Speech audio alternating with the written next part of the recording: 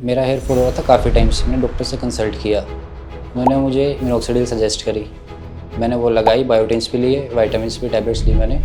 Minoxidil मुझे effect करी but कुछ टाइम तक। उसके बाद मैंने डॉक्टर ने मुझे पीआरपी सजेस्ट करी। तो मैंने 3 सेशंस लिए उसके, कोई फ़र्क नहीं पड़ा मुझे उस पर। इसलिए मुझे अब हेयर ट्रांसप्लांट फाइनल डिसीजन यही है मेरा, हेयर ट्रांसप्लांट। मतलब मैंने क्लिनिक्स देखे, बात भी करी है मैंने, तो मुझे वहाँ के रिजल्ट्स बेटर नहीं लगे।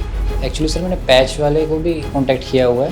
उन्होंने मुझे काफ़ी बताया था कि इतनी कॉस्ट आएगी, ऐसे लगेंगे आपके हेयर्स में। मुझे पिक्चर शेयर की थी बट मुझे नेचुरल चाहिए था, मुझे फेक कुछ भी नहीं चाहिए था। ट्रांसप्लांट से पहले मैं यहाँ से बोल्ड था, आगे से मेरे को अप्रॉक्स 2500 ग्राफ्ट्स लगे हैं। पहले मैं मतलब कोम नहीं करता था, मेरे अंदर कॉन्फिडेंस लेवल बहुत लो था।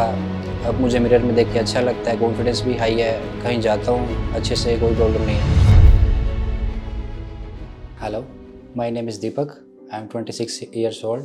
मैं आज क्लिनिक आया हूँ अपना हेयर ट्रांसप्लांट कराने। मेरा हेयर फॉल हो रहा था काफ़ी टाइम से। मैंने डॉक्टर से कंसल्ट किया। उन्होंने मुझे मिनॉक्सिडिल सजेस्ट करी। मैंने वो लगाई, बायोटिन्स भी लिए, विटामिन्स भी टैबलेट्स ली मैंने। मिनॉक्सिडिल मुझे इफ़ेक्ट करी बट कुछ टाइम तक। उसके बाद डॉक्टर ने मुझे पीआरपी सजेस्ट करी। वो मैंने 3 सेशंस लिए उसके, कोई फ़र्क नहीं पड़ा मुझे उस पर। इसलिए मुझे अब हेयर ट्रांसप्लांट फाइनल डिसीजन यही है मेरा, हेयर ट्रांसप्लांट। मेरे हेयर लाइन रिसीड होने की वजह से मुझे कॉन्फिडेंस नहीं मिलता, मैं अच्छे से बात नहीं कर पाता लोगों से। इसलिए तो मैंने डिसाइड किया कि हेयर ट्रांसप्लांट कराऊं ताकि मुझे फेस ना करना पड़े, मेरे कॉन्फिडेंस वापस आ जाए। इसीलिए क्लिनिक के बारे में इंस्टाग्राम पे वीडियोस देखी मैंने, वहाँ से पता लगा। यूट्यूब पे भी काफ़ी वीडियोस देखी मैंने। तो इंस्टाग्राम पे काफ़ी इन्फ्लुएंसर्स के मैंने रिजल्ट्स देखे, बेटर लगे मुझे। मतलब मैंने क्लिनिक्स देखे, बात भी करी है मैंने, तो मुझे वहाँ के रिजल्ट्स बेटर नहीं लगे। इसलिए सर मैं चूज़ करा। बाकी क्लिनिक्स पे मुझे ट्रस्ट ही नहीं है। एक्चुअली सर मुझे क्लिनिक का कॉन्टैक्ट मिला, गूगल पे मैंने साइट सर्च की थी, वहाँ से मुझे व्हाट्सअप नंबर मिला, मैंने कॉन्टैक्ट किया। मुझे व्हाट्सएप पे बताया अपनी फ़ोटोज़ शेयर करो। ये शेयर की, उन्होंने मुझे बताया कि इतने ग्राफ्ट्स लगेंगे आपके। तो उसके बाद मैं कंसल्ट किया यहाँ पे, फिर उसके बाद मैं आज आया हूँ यहाँ पे ट्रांसप्लांट कराने। तो क्लिनिक मैंने सर बहुत देखे हैं, दिल्ली में भी, चंडीगढ़ में भी, तो मुझे यहाँ के रिजल्ट्स बेटर लगे सबसे, डॉक्टर्स भी अच्छे लगे, इसलिए सर मैं यहाँ पे आया। एक्चुअली सर मेरा हेयर लाइन का इशू है और ये देख सकते हैं अब यहाँ पे हेयर लाइन मेरी सीड हो गई है। बस मुझे नेचुरल हेयर लाइन चाहिए यहाँ पे, और थोड़ी सी मेरी यहाँ डेंसिटी कम है, थिनिंग है, मुझे वो फिलअप करानी है बस। एक्चुअली सर मैंने पैच वाले को भी कॉन्टैक्ट किया हुआ है। उन्होंने मुझे काफ़ी बताया था कि इतनी कॉस्ट आएगी, ऐसे लगेंगे आपके हेयर्स में। मुझे पिक्चर शेयर की थी बट मुझे नेचुरल चाहिए था, मुझे फेक कुछ भी नहीं चाहिए था, इसलिए सर मैंने ट्रांसप्लांट कराने आ गया मैं। मुझे आज थोड़ी सी नर्वसनेस भी है सर, एक्साइटमेंट भी है। एक्साइटमेंट इसलिए क्योंकि मेरे हेयर्स ठीक हो जाएंगे, जो मैं काफ़ी टाइम से टेंशन में था, सोच रहा था, वो ठीक हो जाएगा, ट्रीटमेंट हो जाएगा। अभी सर मेरा थोड़ी देर में ट्रांसप्लांट ट्रीटमेंट स्टार्ट होगा। फॉर्मेलिटीज़ हो चुकी हैं, ब्लड सैंपल लिया गया है और ट्रीटमेंट अभी स्टार्ट होगा। देखते हैं, लेट्स सी, रिजल्ट्स देखेंगे, मैं शेयर करूँगा आपसे सब कुछ। मिलते हैं थोड़ी देर में। ये हैं दीपक, जो नॉर्वुड ग्रेड 2 के चैलेंजेस को फेस कर रहे थे। उनकी हेयरलाइन पूरी तरह से रिसीड हो चुकी थी और एम शेप में कन्वर्ट हो चुकी थी। फ्रंटल टफ्ट में हेल्दी एग्जिस्टिंग हेयर प्रेजेंट थे, लेकिन पेशेंट का फ्रंटल एरिया पूरी तरह खाली हो चुकी थी, जिससे उन्होंने अपना फेशियल फ्रेम खो दिया था। बाकी पेशेंट की रेस्ट ऑफ द स्कैल्प बालों से भरी हुई थी, और सबसे अच्छी बात यह थी कि उनका डोनर एरिया थिक, स्ट्रॉन्ग और हेल्दी फॉलिकल्स से फिल्ड था। अगर आप भी बॉल्डनेस की प्रॉब्लम से परेशान हैं और बेस्ट हेयर ट्रांसप्लांट गाइडेंस लेना चाहते हैं, तो अभी हमारे एक्सपर्ट्स के साथ कंसल्टेशन बुक करें। स्कैल्प एनालिसिस करने के बाद हमारे एक्सपर्ट्स ने पेशेंट के हेड को शेव करके अच्छे से वॉश किया, ताकि डर्ट और इम्प्योरिटीज दूर हो जाएं। देन पेशेंट की हेयर लाइन डिजाइन की गई। हेयर लाइन को उनके फेस शेप के अकॉर्डिंग ग्लैबुला पॉइंट से डिस्टेंस मेजर करते हुए डिजाइन किया गया था, जिससे हमारे सर्जन्स को क्लियरली समझ आ रहा था कि उन्हें किस एरिया को ट्रीट करना है और किस एरिया में कितनी डेंसिटी ऐड करनी है।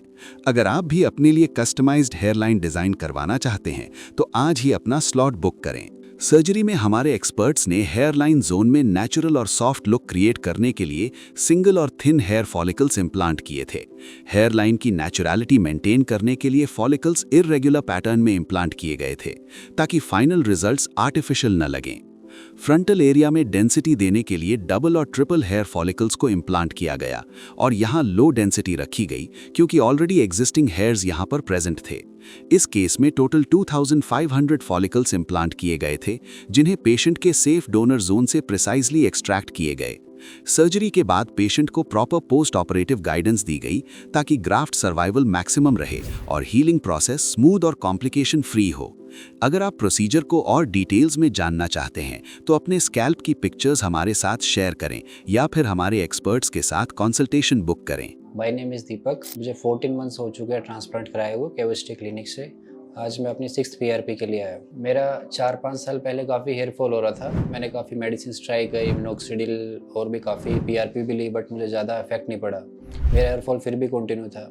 फिर मैंने ऑनलाइन सर्च करा क्लिनिक, मुझे केविस्टी क्लिनिक दिखा, इंस्टाग्राम पे देखा मैंने मैंने वीडियोज़ देखी केविस्टी की। फिर अप्रोक्स 14 मंथ्स पहले मैंने विज़िट किया या देखा सब कुछ, फिर मैंने ट्रांसप्लांट कराने का डिसीज़न लिया और मेरा आज ये रिजल्ट है, आप देख सकते हैं। ट्रांसप्लांट से पहले मैं यहाँ से बोल्ड था, आगे से मेरे को अप्रोक्स 2500 ग्राफ्ट्स लगे हैं। पहले मैं मतलब कोम नहीं करता था, मेरे अंदर कॉन्फिडेंस लेवल बहुत लो था। अब मुझे मिरर में देख के अच्छा लगता है, कॉन्फिडेंस भी हाई है, कहीं जाता हूँ अच्छे से, कोई प्रॉब्लम नहीं है मुझे। जब मैं ट्रांसप्लांट के लिए डिसीज़न लिया, मैंने केविस्टी क्लिनिक विजिट किया, स्टाफ से मिला, सभी बहुत कोऑपरेट कर रहे थे, डॉक्टर ने भी अच्छे से कंसल्ट किया।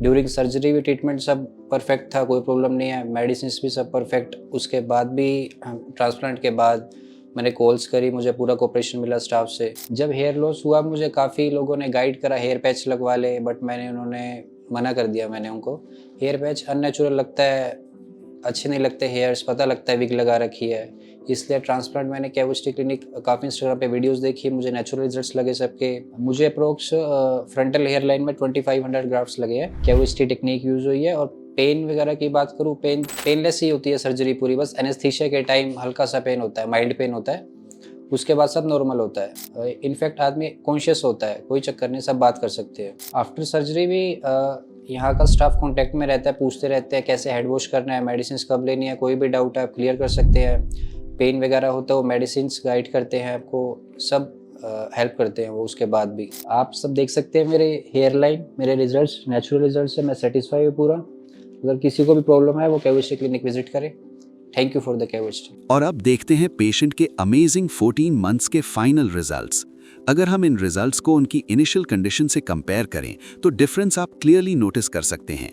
जहां पहले स्कैल्प पर नोटिसेबल बॉल्डनेस और रिसीडेड हेयरलाइन दिखाई दे रही थी, वहीं अब पेशेंट के स्कैल्प पर डेंस, नेचुरल और वेल डिफाइंड हेयरलाइन के साथ बैलेंस्ड कवरेज देखने को मिल रही है। ये ट्रांसफॉर्मेशन न सिर्फ उनके हेयर डेंसिटी में इंप्रूवमेंट दिखाता है, बल्कि उनके ओवरऑल फेशियल अपीयरेंस और कॉन्फिडेंस को भी कंप्लीटली एनहांस कर चुका है। अगर आप भी नेचुरल और प्लान्ड हेयर रेस्टोरेशन चाहते हैं तो आज ही अपने नियरेस्ट QHT क्लिनिक की लोकेशन पर विजिट करें।